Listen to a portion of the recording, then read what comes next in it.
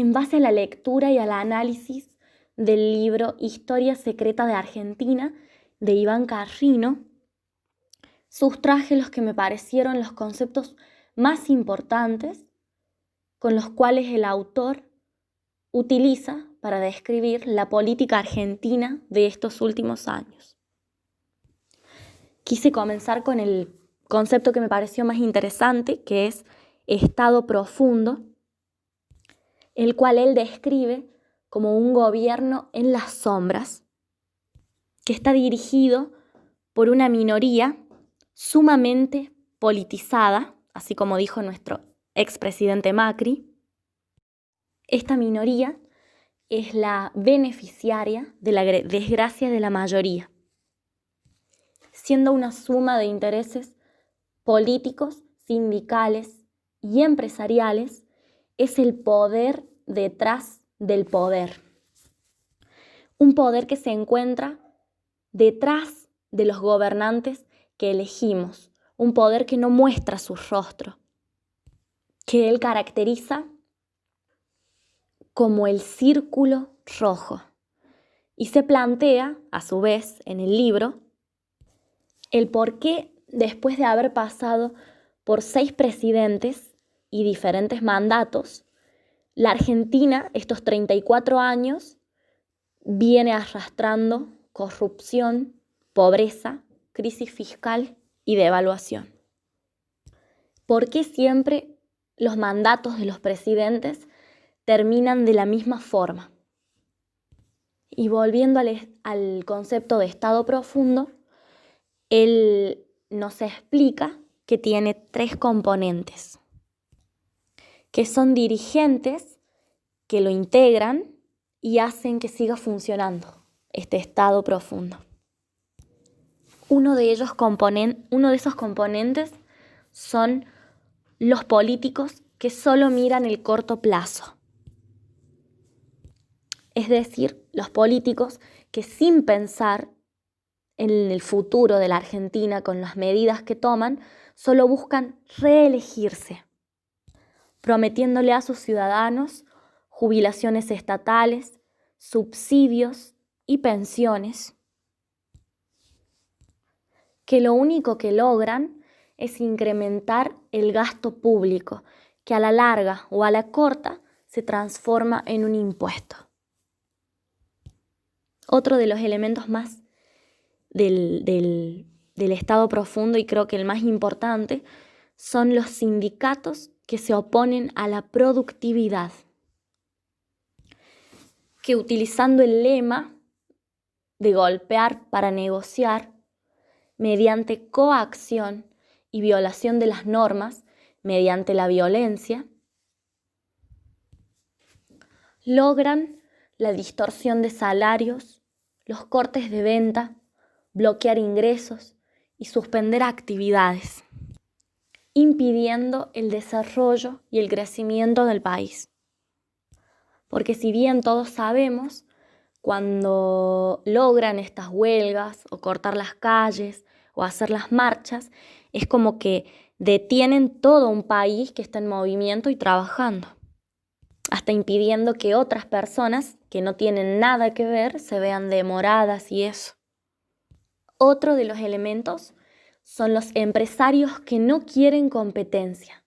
Estos empresarios solo buscan intereses propios, con el proteccionismo como herramienta, generando más pobreza en el país.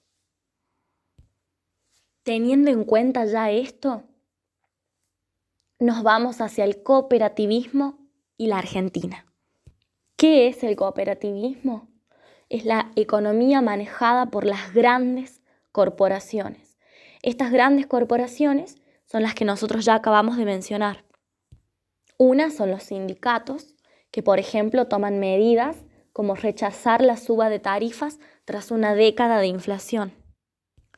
Y la otra gran corporación son los empresarios, que son los lobistas en contra de las importaciones. Los que dicen que, entre comillas, quieren beneficiar únicamente la economía nacional, pero siempre terminan conspirando contra el progreso. Terminando de describir más o menos qué es este estado profundo, vamos a ir a un poco de historia.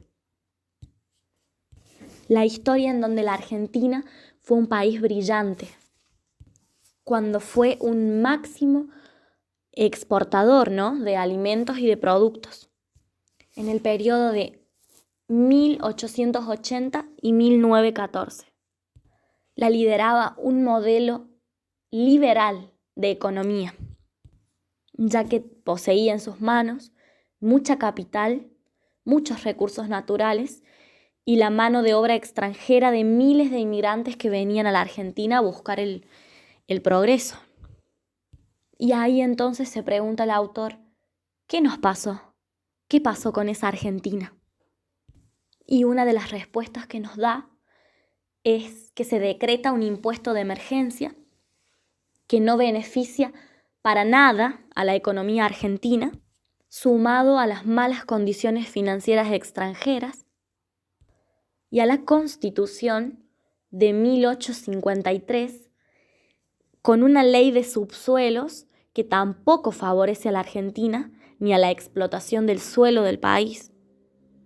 Seguido de esto, el peronismo, una gran corriente política que predomina hasta el día de hoy, que solo trajo inflación y controles de precios.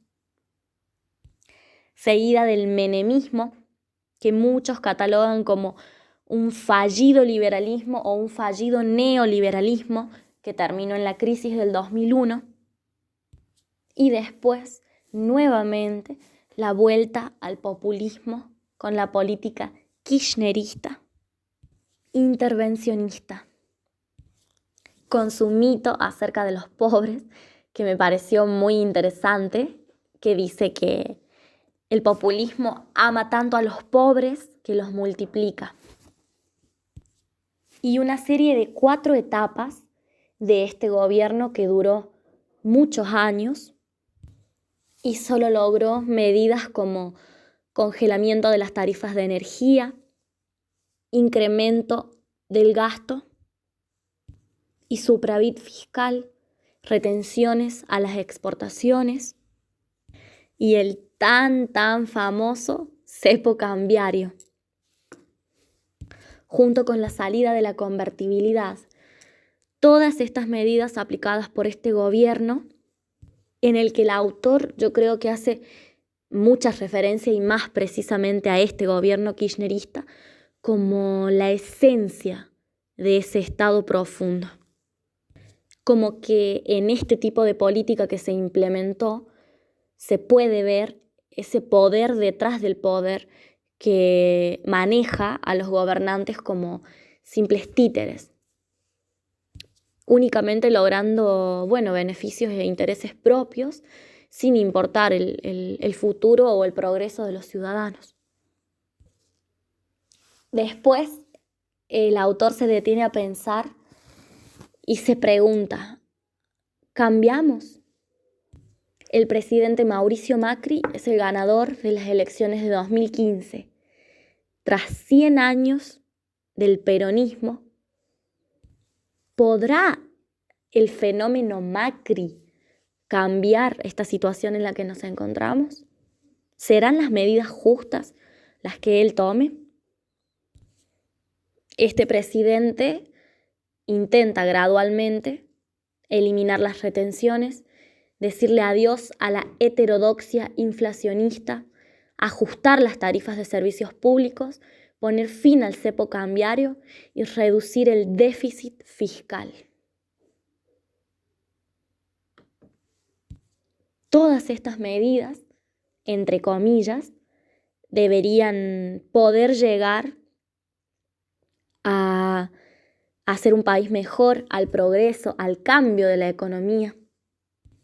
Porque el autor concluye, al final del libro, que la Argentina necesita el liberalismo como única salida de la crisis y de la pobreza. Porque esos países que son más libres le ofrecen mejor calidad de vida a su población.